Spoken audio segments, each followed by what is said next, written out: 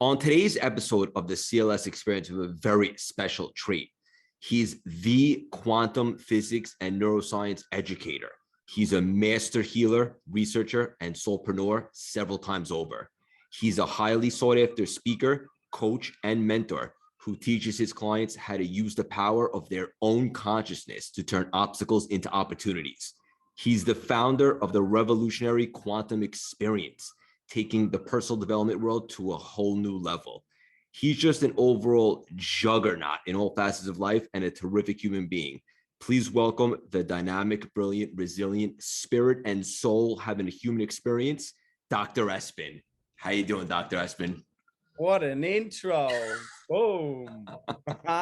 Good, brother. How are you, man? Thanks for having me on. My pleasure, buddy. And I'm laughing because I always get such a kick out of the guest reactions. I put a lot of effort into them, but the truth of the matter is it's your story, brother. You wrote it. I just said it. Oh, thanks so much, man. I'm here to inspire the people, so let's have some fun.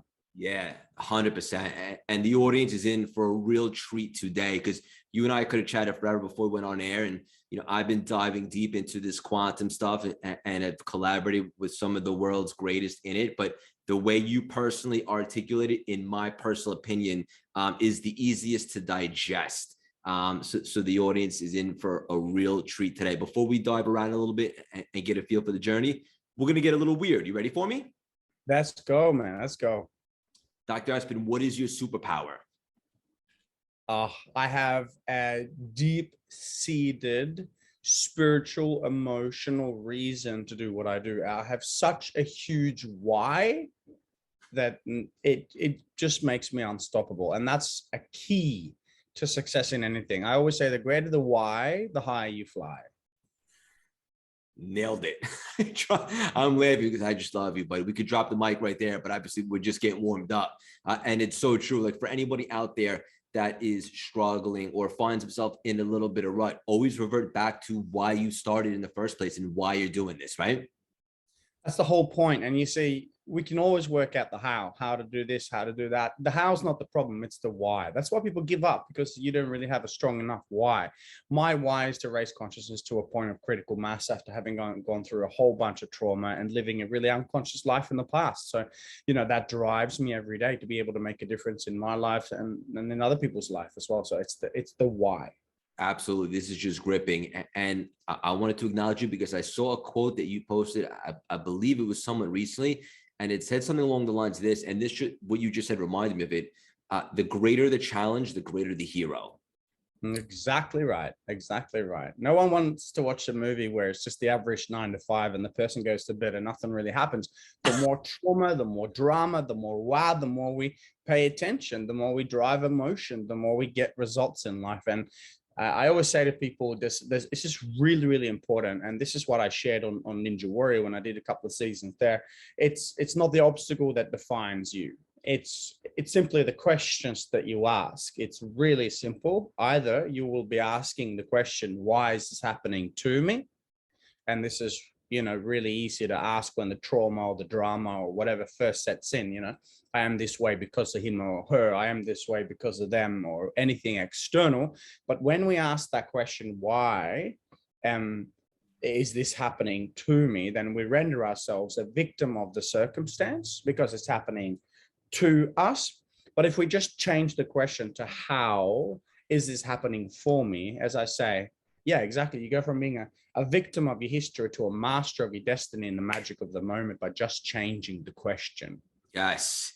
And I want to give a little context into recently why I started diving into the quantum. I was always a mindset guy. And if it was beyond my senses, I had trouble buying in, but maybe that was my ego speaking. About 6 months ago, I was at a big speaking engagement, all while I was training for the Chicago Marathon. Ended up getting injured while I was playing football on the beach with the boys, which is never a good idea. Make a long story short, I came home and it was misdiagnosed as a sprained ligament. I went with my intuition and facilitated MRI, and it turns out there was a tumor in my foot.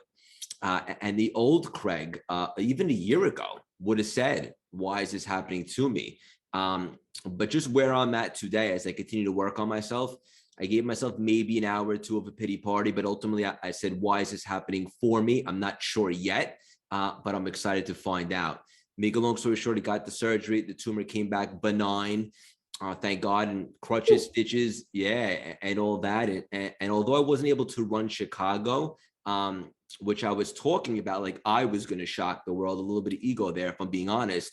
I was able to run New York City, which is only 3 weeks after, but I was able to do it for a bigger reason, to honor my pops and inspire him, who's currently battling cancer, and to raise money for American Cancer Society. But when I was sitting there with my crutches, Dr. Espen, and I didn't have the physical capacity to train physically for a marathon, I said, if there was ever a time where I was going to buy into this quantum stuff, it's going to be now. And I pulled my ego aside and I dove in, and I can't talk about this enough. And the truth of the matter is for the first time in my life, I'm seeing real-time manifestations. And I was able to get to that start line. Everyone kept asking me for predictions. They're like, do you think you'll be able to finish? Even my parents were like, Craig, if you feel like you're going to injure yourself permanently, just step off the course.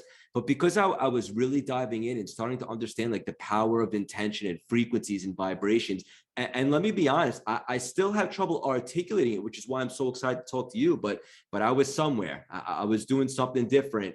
And I just had this level of confidence, and I ended up running the fastest I ever ran in my life for a marathon with no physical training.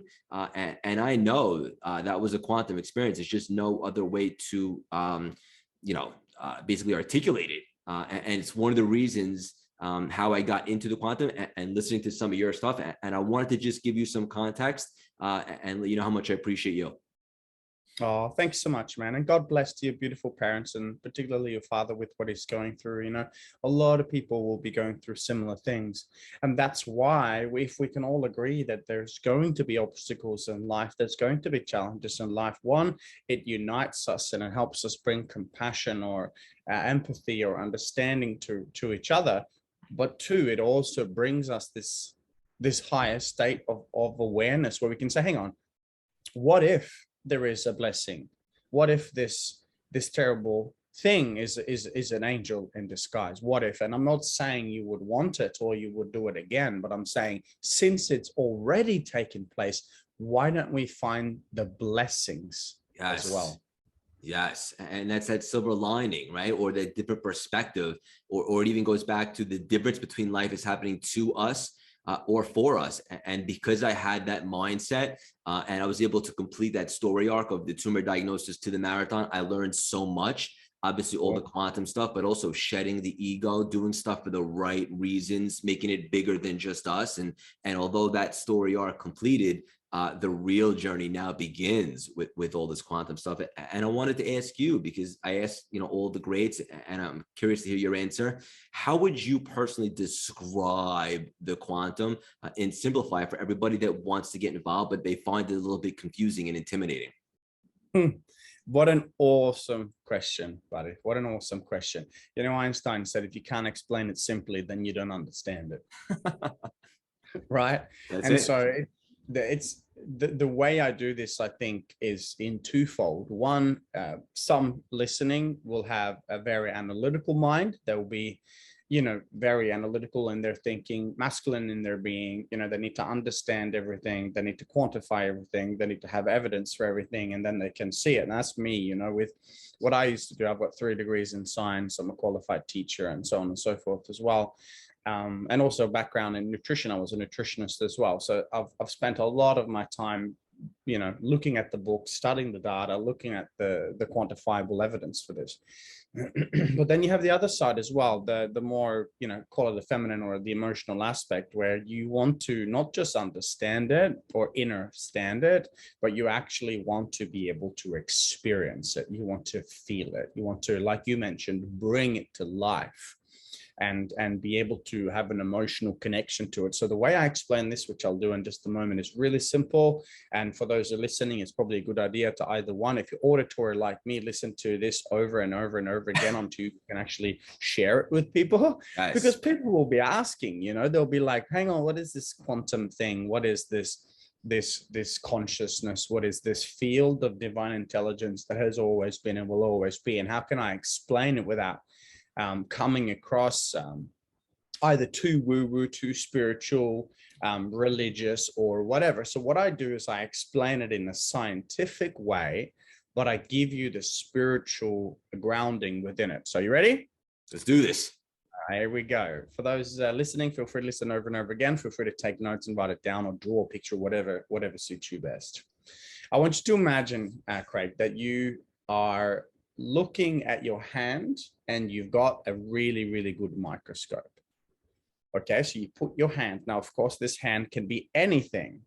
It can be your brain, it can be your heart, it can be anything physical in nature. I said that we take your hand as an example and you put this hand under a microscope and then you look into the microscope, you've got a good microscope, and now you see a thing called a molecule, right? I think many people would have heard of a molecule before. Okay, Sure. right? Cool. So then we go one level deeper, we start looking a little bit deeper. And then when we go deeper, we start to see an atom or an atom, as you might say. So now we have, that was probably a terrible way of trying to mimic the accent. But now you have the atom, right? So you go molecule, atom. If you go deeper into the middle, in the middle of the atom, you have a thing called the nucleus. Okay. And then you have subnuclear or below then the nucleus levels of nature's function. So it's really easy. When I look at you, I see this beautiful man. I see, you look different to me and I can't be you because, well, we're in two different physical forms.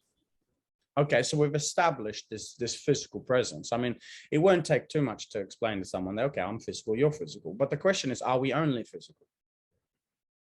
Before I move any further, let me tell you this, and this is such a valuable piece. We've had so many thousands of graduates go through our programs, and I do a questions piece where I get everyone to close their eyes. And I say, I'm going to give you two scenarios now. And I'd like everyone listening to do this as well. I'm going to give you two scenarios and you choose from either one of these two scenarios. Whichever you believe is right for you is what you choose. So scenario one is if you believe that the only thing that is real is the thing that you can touch and feel. That means that scenario one is for you if you believe that you are only made up of flesh and bone. The children that you love, the people that you've met, the thing that you experience reality that you call life, the only thing that is real is physical. That's scenario one. Scenario one is there's no spirit, there's no soul, there's no consciousness, only material things that can be touched and felt as real. That's scenario one. Scenario two is for you if you believe that inside of you there is a spirit or a soul, some sort of consciousness, some sort of energy that is expressed through physical form or something of that nature. Scenario two is for you if you believe that there's more to you and your loved ones than just flesh and bone. And then I ask everyone, I say, please raise your hand if you believe that scenario one is real and scenario one is what you believe and that you're only physical in nature. And when we go to scenario two and I say, please raise your hand if you believe inside of yourself that there's more to you than just the physical, perhaps a spirit or a soul, raise your hand. And over the years, brother, from thousands and thousands of people, it's rare in a room of hundreds of people at a time to see someone raise their hand for scenario one.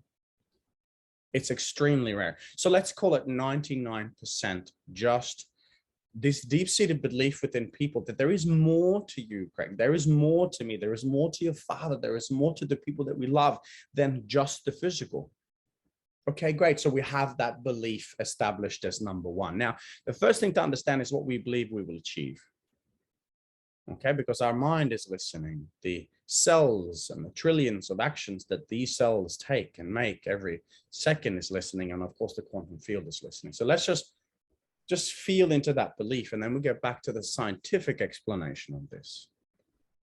Okay, so let's say that we then do believe there's more to us. There's a spirit, soul, consciousness, call it whatever you want. People have different names for it. Let's call it the quantum field. That's what the scientists refer to it as. Yes, we'll call it use the scientific terms. Now, we've got your hand under this microscope. We've seen a molecule, we've seen an atom, we've seen a nucleus in the middle. And then if we go deep enough, check this out. With this microscope, and we go deeper and deeper and deeper, we're going to find scientifically proven now for over 100 years, ever since Max Planck, the founder of quantum theory, Planck, Max Planck, won a Nobel Prize for this conversation that you and I are having right now over 100 years ago. This has been trialed and tested for 100 years in scientific practice over and over and over again. And still, to this day, what I'm about to share with you is still scientific fact. Are you ready? Ready. When you go deep enough under a microscope and you put any part of the body under a microscope and you go deeper and deeper and deeper, you're going to find that you're made up of over 99.9, and there's 8 more nines. So let's just call it 99% now. You're made up of 99% pure space. That's 99% non-physical. And 0.00001 whatever is physical. That's matter, materialistic. Call it Newtonian physics, the things that you can touch and feel. So the question then, if science has proven this for so long, if we're made up of 99.9% pure space, it's, as Einstein said, there's only 2 ways to look at life. One is that nothing's a miracle, and 2 is that Everything is a miracle. So then the question then is, what is in this space, Craig? What is it? What is this thing? And now we know, to give people some context, that within this space that makes up 99.9% of who and what you really are, there is profound, untapped intelligence. There is consciousness. There is wisdom and intelligence within this space. And it is, in fact, the energy, frequency, vibration, and coherence within this space. It is the electromagnetic movement within this space that holds all of your cells together and makes you who you are. So the old days of seeing people as separate, the old ways of thinking that we are not all one, the old ways of saying, I don't care about you, you can do your thing and I'll do mine, is going away, because science has proven now that we are in fact all connected. Yes, we are of course expressed in different physical form, but we are all of the same source. So to explain to someone what the quantum is, or the unified field of intelligence might be, you can just start by saying, you put your hand under a microscope and you'll see a molecule, you see an atom, you'll see a nucleus, and if you go deep enough, you'll find out you're made of 99.9% pure space. Turn to the person next to you, give them a high five and say, you are spaced out.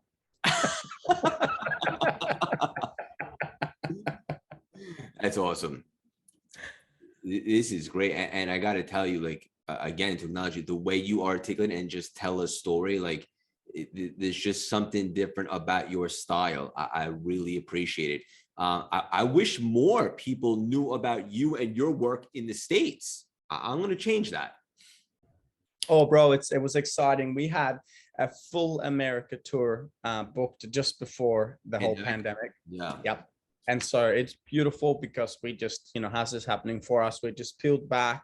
We just simplified our systems. We rebuilt ourselves, and we're ready to go. We're working on some big things at the moment. I really want to come down there soon. So we'll hop on a stage together and share it with the people when they arrive. 100%, brother. 100%. Manifestations.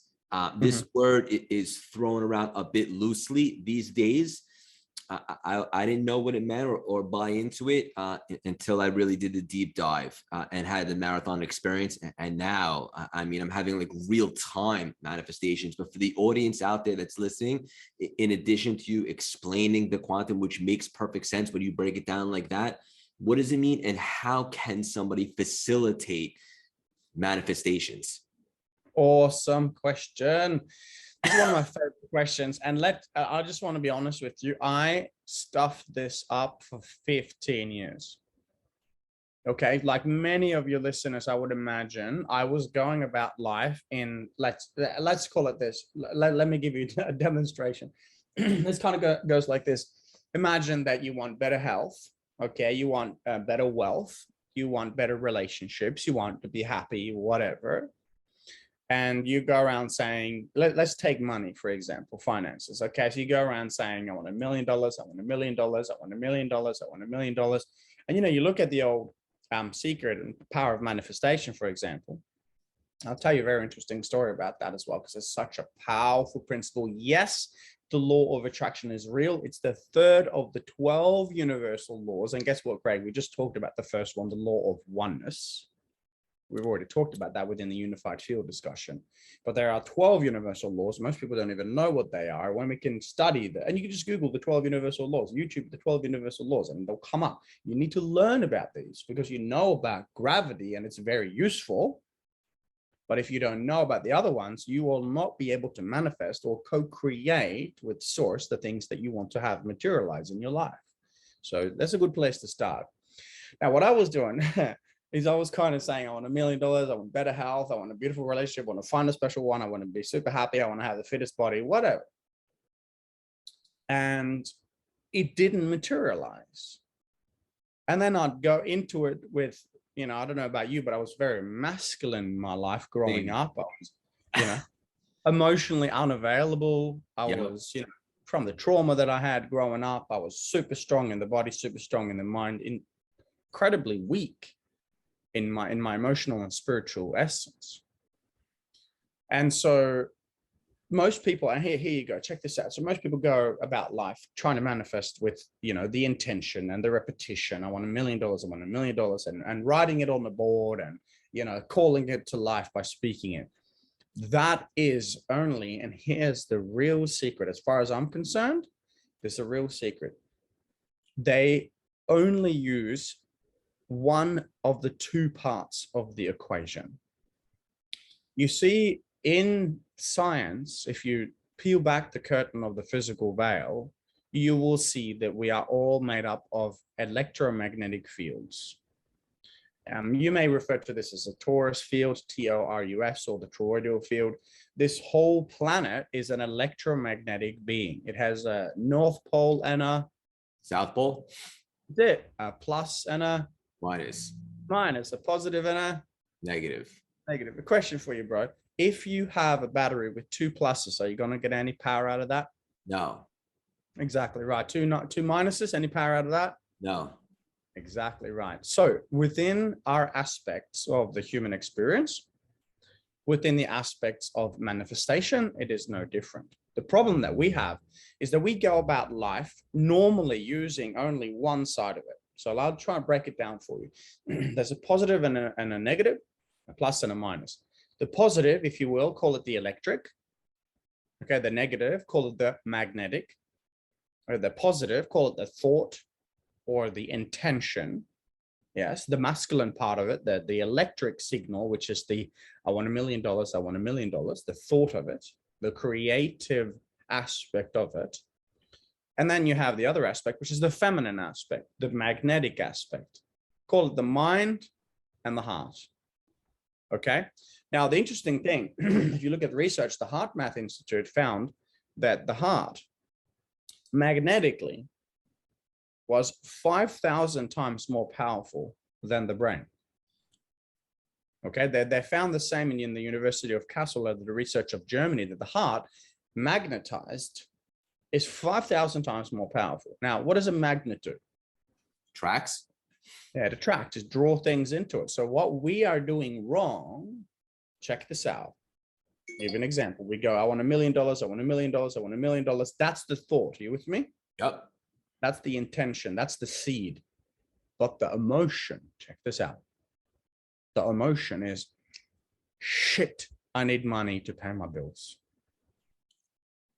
The thought is, I want a special loved one. I want to call him that beautiful one. The emotion is in the deep-seated unconscious. The emotion is, I don't think I'm good enough. I don't feel like I'm worthy of love. Worthiness. Yep. You see? So what we're doing is we're trying to get power. I want you to imagine you've got your phone, you plug it in, and it's charging up over time. This is the power of Qigong and Tai Chi practices, where you get to use the power of the ether, the power of the field to charge up, to actually lift your energy up to a higher vibration. And not just higher vibration, but to more coherence between the head and heart. So what people are doing through the law of attraction, they're only using one part of it. and they were saying, I want $1 million, I want $1 million, but they feel unworthy. Now, if the feeling, I always say the feeling is the healing. If the feeling or the emotion then is the magnet, which is 5,000 times more powerful attraction-wise than the brain, you can say I want $1 million all you like, but unless you feel wholeheartedly wealthy, you're actually pushing away the exact thing you're trying to attract. And just to be clear, like there's a difference between believing it and feeling it, correct? 100%. 100%. This is unbelievable stuff. This changes the game, bro, because again, like I said, I was doing this for 15 years. I won $1 million. I mean, I was working so hard. I started 3 companies. I had to fold them all. And I was the hardest working person you would ever find. But I was stuck in the rut and stuck in the grind. And so then I met my first mentor and continued this practice and started, you know, sitting with the Buddhist monks on top of mountains and traveling through the jungle in Peru and sitting with the shamans and letting go of this ego-based young mentality of grind, hustle, hustle, go, go. Now, there is a time for that, yes, but you don't need to be in survival to be a masterful manifester. It's not happening in survival. In fact, in survival, you're not able to access the higher mind and superhuman states of emotions and consciousness because you're stuck in survival. You're stuck in fight or flight. So to be clear, what a person could do if you wanted to become a masterful manifester is to start. The first step for anyone, no matter where you are, is to start to become conscious of your most frequently felt emotions, to write them down every night. What was my prominent and dominant emotion today? Oh, it was frustration, or it was fear, or scarcity, or worry, or it was happiness and joy and grace. Okay, great. We'll start paying attention to that because, and I'll wrap it up in this way. The law of attraction is real. The secret works, but it's, in my opinion, taught as a half-truth. If you understand that you are an electromagnetic being, not just an electric being, you're an electromagnetic being. Call the head the electric and the heart the magnetic. Well, then the truth of manifestation is not just to be the creator of a thought in the field, but the actual giving birth to it is through the emotion, through the feeling. Emotion is emotion, energy in motion. And if energy is not in motion, is what I refer to as an issue in the tissue. So when the energy can flow, you can channel that energy towards where it needs to go. So in the words of the late, great Dr. Wayne Dyer, when he was asked, hey, would you like to be a part of the secret? Or would you like to be talking about the law of attraction? And he said, he turned it down. And let me be clear, Dr. John DeMartini and John Azaraf and these guys, they're amazing. John has been one of the most influential mentors of my life. So I'm not saying it's incorrect. I'm saying there might just be one little piece missing. And in my life, this changed everything. And this, Wayne Dyer said, the reason why I chose not to be a part of the secret is not because the law of attraction isn't real. It's because it wasn't complete in my eyes. And then I asked him, I said, please explain. And then he said, and this is so profound. This is when the penny dropped for me. He said, because the truth of the matter is that we don't attract what we want. We attract what we are able to become and sustain vibrationally. Yes. And when I got that, I was like, hang on. Let's just peel back. This goosebump moment, right? Let's just peel back. I have goosebumps right now, and the audience right out. As well. Soul bumps. And by the way, soul bumps or truth bumps, they aren't just a biophysiological or biochemical reaction where your body goes, they are signs from your soul that you are in flow, that you are walking the right path, listening to what you need to listen to, doing what you need to be doing. If you fill your life with the things that gives you tears of gratitude, opens your heart, brings you into the present moment where time and space dissolves, or gives you these soul bumps, please keep doing that, because that is signs from your soul that you're living your true path. It's so simple. The universe, God, source consciousness will speak to you all the time. So when I recognized this, Craig, I was like, oh no, I spent 15 years grinding, brother. And we were able to create one of the largest health franchises and health and yoga franchises in Australia, and the largest yoga studio in Australasia, and all of these great achievements. But it only happened once I got it. Once I could go, hang on, my mind is strong, my emotions are weak. I can create with my mind, but I can't bring it into reality and sustain it within this reality unless I can raise my emotions. So now I've been working on opening my heart, creating coherence between the head and heart, and coming to this level where I'm able to actually not just create it, but sustain it, to have it sustain me and to drive it forth with being a conscious creator in my life. So it's the coherence between the two. We don't just manifest what we want, we manifest what we're able to become and sustain vibrationally. So I imagine some of the audience right now is saying that makes sense. But how do we go from just having the thought to really feeling it emotionally? Okay. First things first, this is an awesome question, bro. And this is really the question. And this is sometimes where the answer is not always what people want to hear. Okay.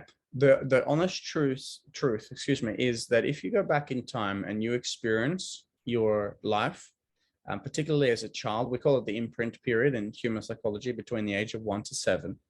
Most people, young children, would experience a whole range of different traumas, from traumas, when the parents around the table are talking about money, scarcity, to conflict in the home, to bullying in the schoolyard or wherever.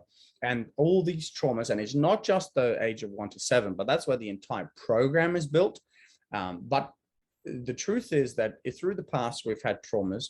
We've been conditioned by our parents' upbringing and their belief and their traumas, by society and so on and so forth. So we have built a program where, unfortunately, the majority of us, particularly those who have been in difficult circumstances, because we've needed to survive, we've suppressed our emotions.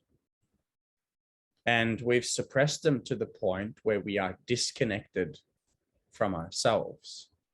So if we wish to become masterful manifestors and live a magnificent life and have grace in the heart space, as I say, we actually have to go back in time.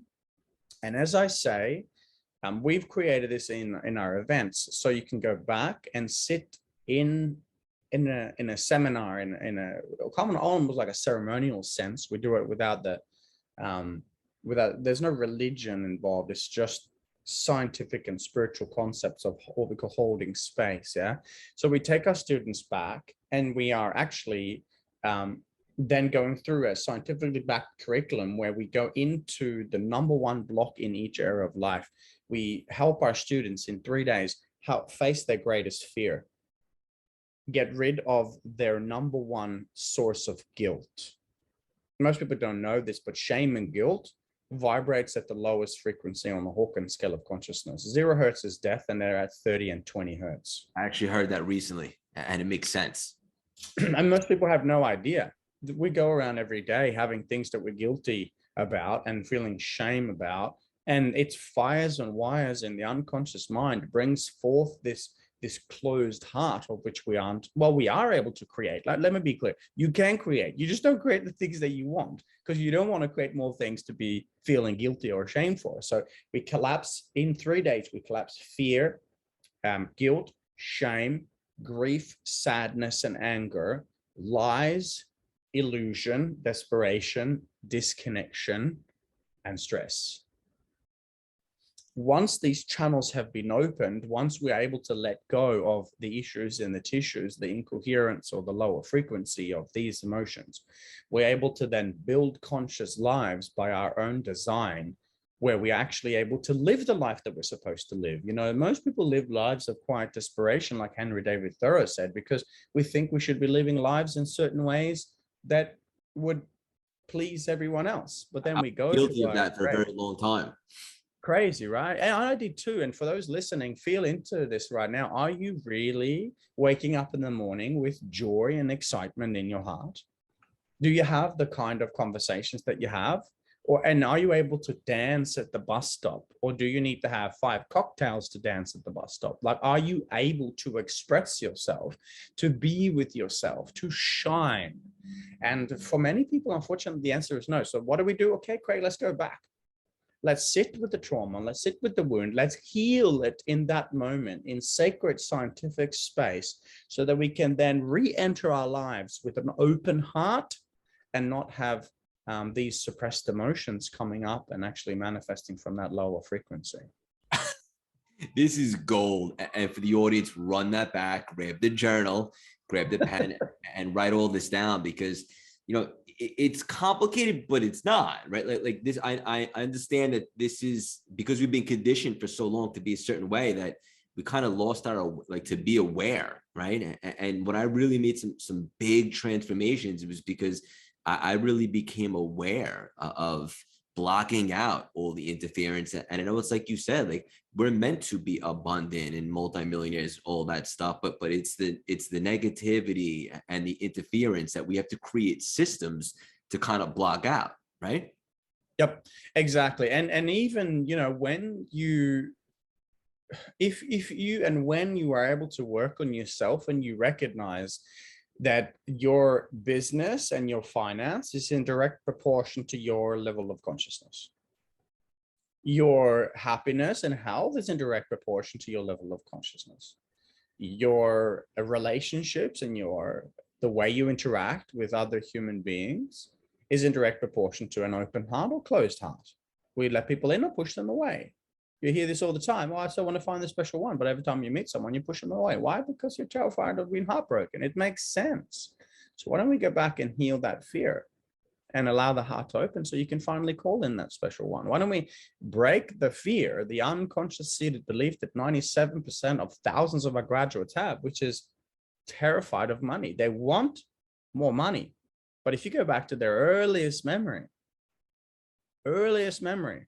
of money and the conversation around money in the childhood when they were growing up, 97% of our students will raise their hand and said, yeah, my first memory of money when my parents were talking about it was that of fear and scarcity and stress, and not that of grace and presence and gratitude.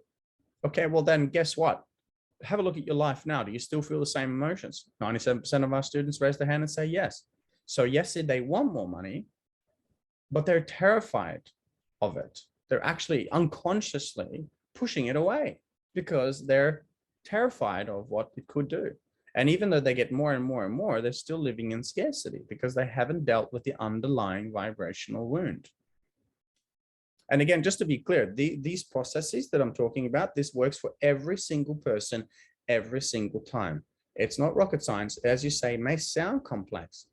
Yeah, well, the whole thing I talked about with the emotion, not just the manifesting with the mind, but understanding how to raise the emotion, it may sound complex, particularly for the ego, because the ego right now, for many listening, the ego will go, oh, no. You don't need to go and feel that. You don't need to feel the wound that happened when you were 4. You don't need to feel what happened then. Don't just keep on pushing and suppressing. That's what the ego will say, because that's really easy. But if you are listening to that little voice inside that beats in your heart and you're thinking and feeling, hang on, maybe there is something to this. Maybe there is an opportunity for me to sit with what I've been suppressing for so long and really feel it. If I can, your emotions, as I say, are just like you. They just want to be seen. They just want to be heard. And when you do that, you'll see that love and presence will dissolve the lower frequency, because you can't have darkness in the light. Yeah. Dr. Espen's dropping nuggets today. This is awesome. You can't have darkness in the light. No, it doesn't work like that. You can bring light into a dark room and light it up, but you can't bring something of darkness into a light room and then the thing goes down. It doesn't work like that. So as an incredible mentor and guru of mine said, it's very important actually to consider, and some of you might get this and some of you might kind of not, and that's okay. But he said, darkness is not the opposite of light. It is simply the absence of light. And if you think about this and what the light is, instead of being an esoteric conversation, light is awareness. Light is consciousness. So if you want to go back in time and become conscious of the trauma or the wound, be it your earliest memory of money or your first time your heart was broken or something like that, and you want to sit with it and change the question, how is this happening for me? If I am a spirit or a soul, what am I supposed to learn from that experience? You'll see things from an enlightened perspective, and you'll see things from a whole nother realm. When you do, there is no need to escape it anymore, because you see the benefits. You see how it happened for you, how it shaped you into the person you are today. And our students report that the heart just opens like a magnificent flower, and finally they're able to let go of that trauma in the past and step into the present moment, and not just to the moment, but into the moment with an open heart. And that changes the game. This is really deep stuff, guys, for the audience listening. Like, and awareness is really the key, because you can't change it if you can't see it. 100%. And that's the light. I want you to imagine the unconscious mind. And if you look at human psychology through decades and decades of research, researchers have now said and proven that we're kind of conscious about 5% of what's going on through the day. Okay, so 95% of what we do every day is unconscious. You drive to work in the same way, you drink your coffee with the same hand, you brush your teeth with the same hand, you have the same level of conversations, you do your hair in the same way, and so on and so forth. So 95% of what we do throughout every day, throughout our entire lives, is run by the unconscious or subconscious mind. So that's the darkness, if you will, because we're not aware of it. If I ask you to brush your teeth with the opposite hand, you're gonna have to think. You know, it's not as autonomous now.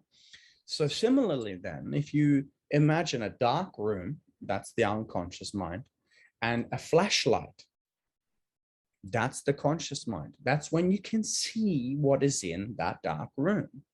So in the beginning, there's only this small little flashlight, and you go in and see, oh, hang on, I can see that's over there. Okay, great. I can see the wound. I was 4. My mother cheated on my father, or, you know, my father lost his job and there was something rather, whatever it might be. Yeah. And then you can see, oh, I can see, hang on. So that's still showing up in my life now.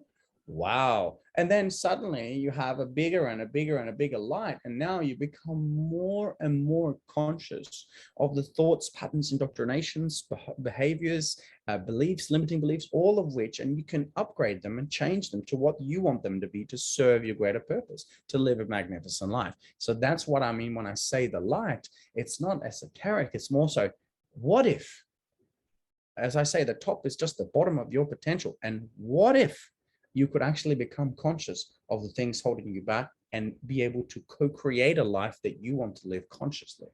And it works for every person. You just got to actually do it. This is awesome. Straight up. This is really riveting stuff. And I appreciate you pulling back the curtain and all this stuff. And the only negative that I got going on is we don't have 10 hours to chat. I know we're getting close to the end here, so I want to make sure I touch on these final 2 things. You talk about being on a spiritual contract, and things being on the way, not in the way. What does that mean to be on a spiritual contract, Dr. Espen? Awesome. So it depends. Now, this is where it gets a little bit more esoteric. I believe that I'm here having a human experience for a reason. It is my belief that what's happening in the world right now is not just a random thing, but rather part of a great awakening or something that is a great purge. It's kind of like a rebirth, is my personal belief. Happened for me. Yeah, right. And you tell me, how was that? It was exactly what I needed in this beautiful blessing that is the world, because I was, as I like to say, plugged into the matrix forever. And I always felt guided. But when the pandemic happened, I shut down my office on Wall Street. It was the first time probably in my life that I gave myself a second to find myself grounded and become aware and say, why am I here? What do we want to do? And then I started my CLS brand, and the rest is history. Oh, so it was uncomfortable to start with, right? Yes. And then a bit, challenging, and then you had to make a decision. Is that right? Yeah. And you say now that the decision was a good one to make and it's changed your life? The greatest decision of my life. But also, I want to say this. I don't have regrets. I don't think I could have started this a couple of years back. I needed to go through all the things that I went through to be at this moment. Exactly. Life has happened for you, not to you. And therein lies this beautiful masterpiece. You see, when we go through life and things occur and appear, traumas, challenges, whatever, you can look at it in two ways. One is that you are only flesh and bone. You're not part of source. You're not an expression of consciousness. You're disconnected from the whole, and everything that happens is just random. Okay. And I think many people listening to at least some of the work that you do, as well as mine, they would say, no, there is more to me. And we've already had this conversation, but let's just reiterate this. Okay, so who am I then? Okay, let's call it, let's say that I'm a spirit soul. If you believe in God, the greater organized design, you can say that I'm, I have God within, or I have, you got to call it whatever you want, doesn't matter. Let's call it the consciousness, okay? So I am consciousness, and I am intelligence, and I'm expressed through physical form. Well, listen, everyone, please, if you then are this higher self, this spirit, this soul, call it capital S, if that's who you are, having a human experience, then what if all the things that you've experienced in your life has happened to lead you to exactly where you are now? What if it's not random? And you know what? If we don't see the lessons, have you ever had this happen, bro? When you have, like, your intuition has given you a nudge? I call it the feather. It's like being, hello, listen, woohoo, woohoo, listen. Yeah, everyone listening, right? Imagine this.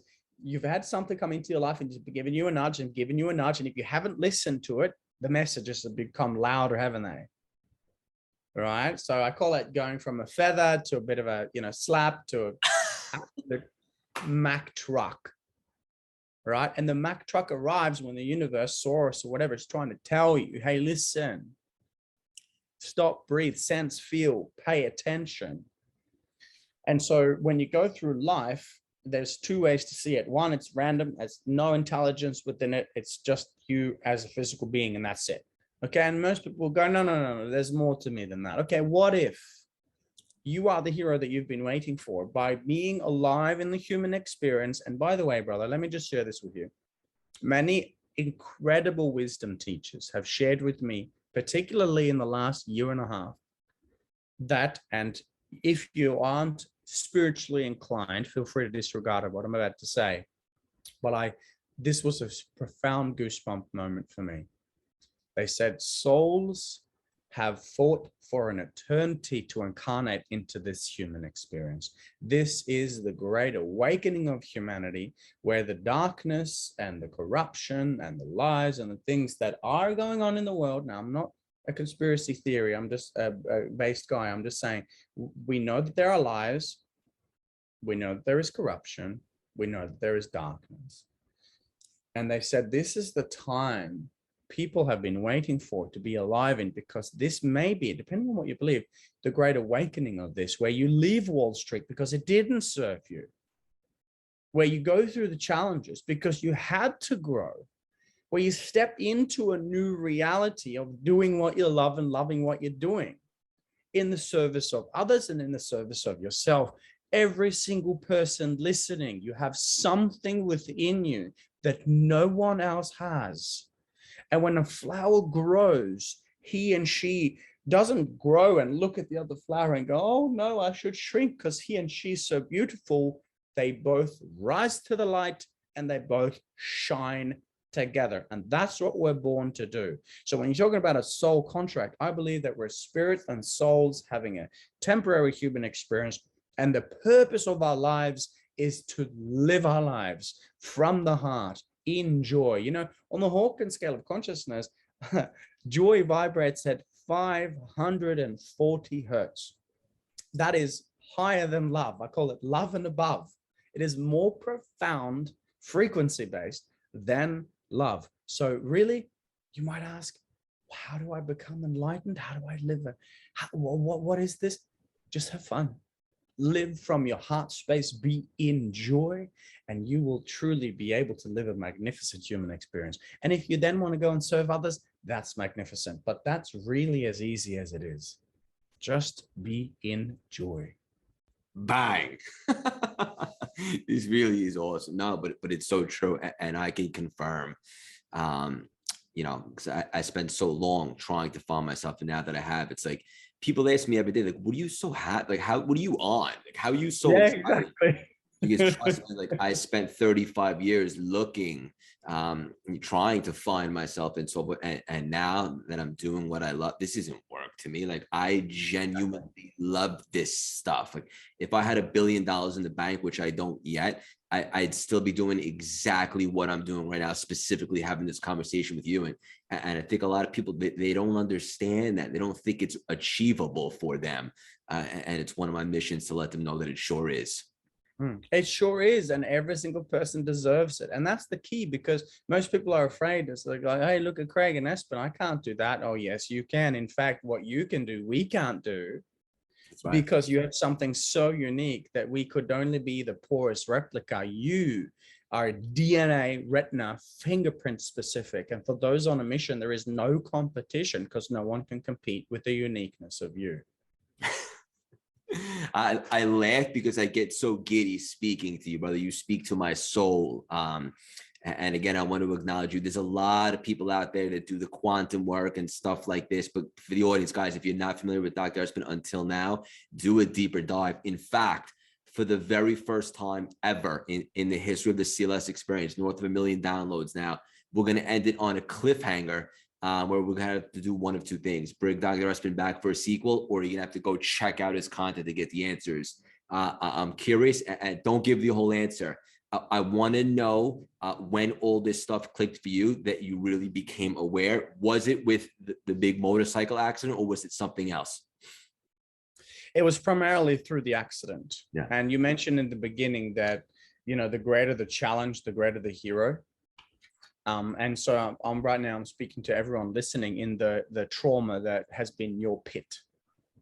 Some people have had big pits, and some people have had a lot of small pits. It's irrelevant. A pit is a pit. When you're in the pit, you are emotionally down. You're challenged. You're going through difficult times. Some people listening might be going through that right now. I want to speak to your heart when I say, the greater the challenge, the greater the hero. And the reason why I share this is because in the pit, this is my philosophy. If you understand the hero's journey, you know, the Hero with 1,000 Faces by Joseph Campbell, the original hero's journey, phenomenal work. Go and check it out. In my philosophy and in my research in the laboratories and all the stuff that we've done, what we've seen is that the hero's journey is not just the hero's journey itself. There is the soul is having its own journey, and the human experience is part of this. And so when you understand that in the pit, and this might be something worth writing down, in the pit, in your darkest moments, in the pit is where the purpose is revealed. What about your story, bro? Wall Street, doing it the old way, down, grinding, stressing. Hang on, pandemic, pit, stress, found my purpose. Interesting, that it's the same for every single person. In the pit is where the purpose is revealed. In the trauma is where the transformation begins. So if you would be able to go back to the trauma and ask the question, what is it trying to teach me? What's the higher self trying to share with me? What's the essence in this? What's the quantum field of divine intelligence within me, making up 99.9% of who and what I really am, trying to show my lower self so that I can step into my life? And when you get that, it clicks and you go, oh, I don't need any motivation to do that. I don't need an external push, which is what motivation is. An external push requires energy. You don't need an external push. When you find what you love, there's an internal pull. It's like a magnet, draws you in. It requires no external energy. And that's what every single person can find if they're willing to do the work, if they're willing to peel back the layers and step back to the truth of who they are. They can live a life of joy and passion because it's inside of all of us. Yeah. And just to land the plane with this, the irony is, for those of you that are thinking money, well, you know, how can I make an impact and also make a living at the same time? The irony is, when you find what Dr. Espen is talking about that sets your soul on fire, the money follows you. Boom, it certainly does. Why? Because it's based on universal law, the law of true attraction. You see it for what it is and you emotionally vibrate at that level. We call them synchronicities. You know, our graduates have so many synchronicities. When these happen, we have a thing, we say whoop, and everyone goes, there it is, because we're seeing ourselves consciously receiving these synchronicities from the ether, from the quantum field, because we are walking the path that we're supposed to be walking. When you're walking your truth path, your true path, the world will make a path for you. It's really quite magical. So you know what, we could even consider bringing a quantum experience to all of your listeners or viewers or something like that. I'd love to kind of get this message out to more people. So yeah, I'm really honored to have had this time, and to, for everyone listening, just be clear. You know, I don't know what you're thinking or feeling right now, but within you there is a spirit and a soul that must come to the forefront. And when you can unify the truth of who you are, that scientifically proven thing that is pure intelligence, pure untapped quantum potential, when you can bridge that together with what we call the human experience, you are unstoppable and you're able to live in bliss if you want to do so. Bang. Say no more. I just want to let you know I'm proud of you. I love the work that you're doing. I'm so grateful that I came across your work, which was obviously divine. And this is just the beginning of the friendship. You have my word. I want to share you with my audience. I want to educate them, enlighten them, and all the things. We just hit 1 million strong. What's the best way for my community and audience to support you?